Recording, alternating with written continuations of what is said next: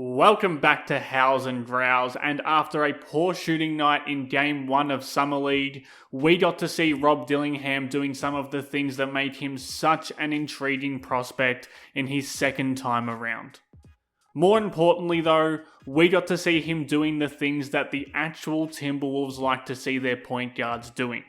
Summer League is such a tough place to judge any player, but finding those similarities between these Vegas games and actual NBA games is the key to evaluating these young players in such a chaotic environment.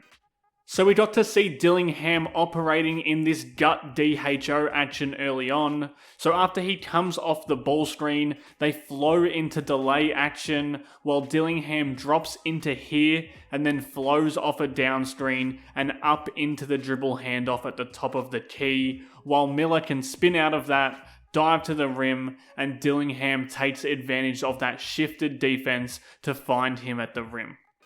Again, this next possession starts with the ball screen coming up here, and again he moves off the ball and drops himself inside the arc so he can get on the move and collect the ball off a handoff.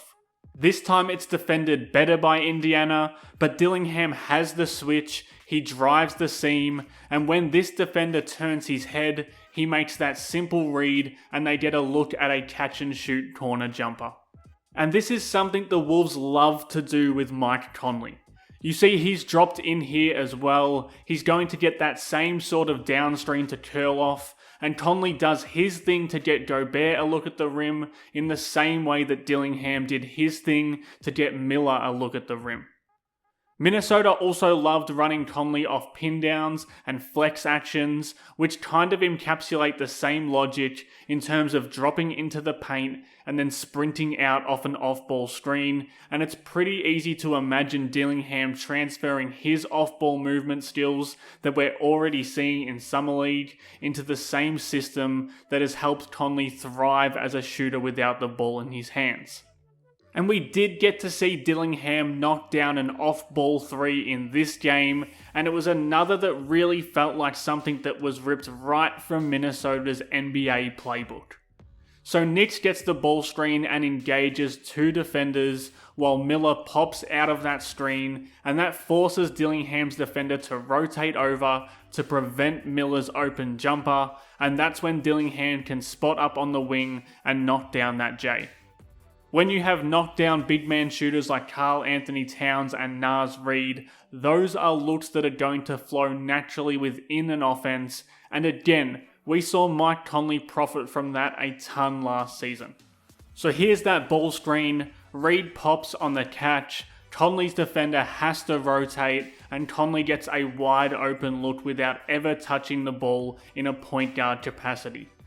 So while Dillingham hasn't jumped off the screen yet with his scoring package, it's just so easy to see how he is going to get looks within Minnesota's pre-existing offensive scheme, and it's cool that we're really getting to see some of that taking shape already in Summer League. Another thing that is a staple of Minnesota's offense is their double drag ball screen actions.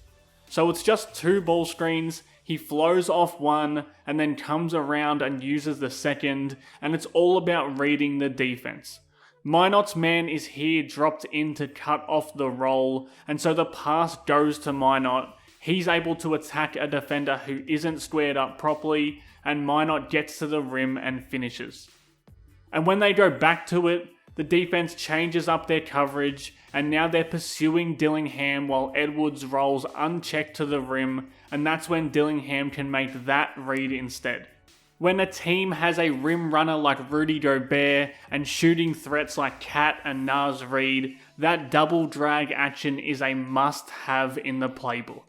Dillingham has a ways to go to develop the craft and decision making that Conley has in those situations, but there's not a better place for the lottery pick to learn than under Conley's wing, and the Wolves are going to throw Dillingham into positions to make these plays, and he's already showcasing that he can do it in Summer League so far. We also saw Dillingham make a bunch of great decisions coming out of ball screens in both of these opening Summer League games. Even when he did miss the shot at the end of it, you could see the process was right.